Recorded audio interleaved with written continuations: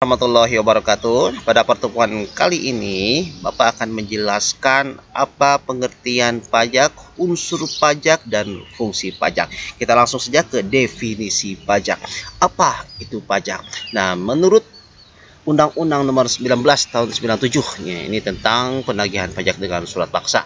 Jadi semua jenis pajak yang dipungut oleh pemerintah pusat termasuk bea masuk dan cukai dan pajak yang dipungut oleh pemerintah daerah menurut perundang-undangan yang berlaku.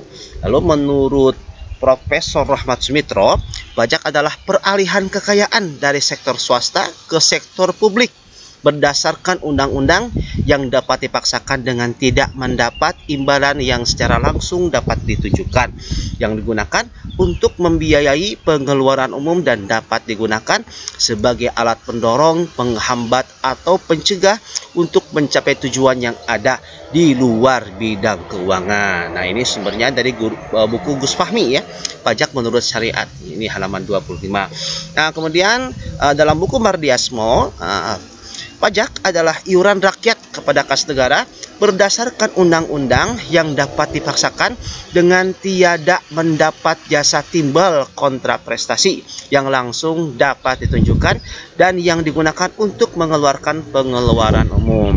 Nah, kemudian ada lagi menurut Profesor Dr. Adriani, masih dalam buku Gus Fahmi, jadi pajak itu adalah iuran kepada negara yang dapat dipaksakan, yang terutama oleh yang wajib membayarnya menurut peraturan-peraturan dengan tidak mendapat prestasi kembali yang langsung dapat ditunjuk dan yang digunakan dan yang gunanya adalah untuk membiayai pengeluaran umum berhubung dengan tugas untuk menyelenggarakan pemerintahan. Nah, sebetulnya masih banyak ya definisi pajak menurut para ahli, tetapi Bapak hanya cantumkan 3 pengertian pajak saja di sini.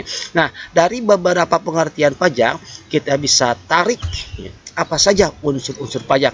Yang pertama yaitu iuran dari rakyat kepada negara.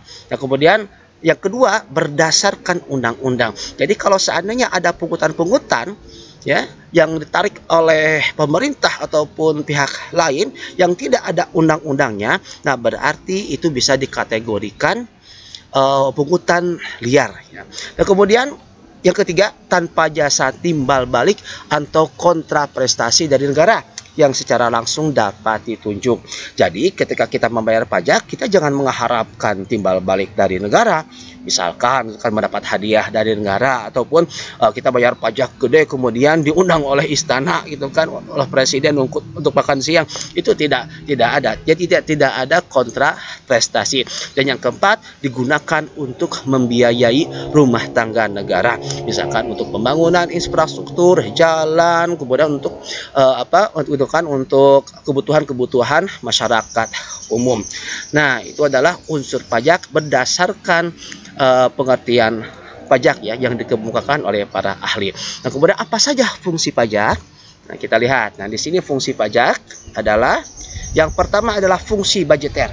Pajak sebagai sumber dana bagi pemerintah untuk membiayai pengeluarannya.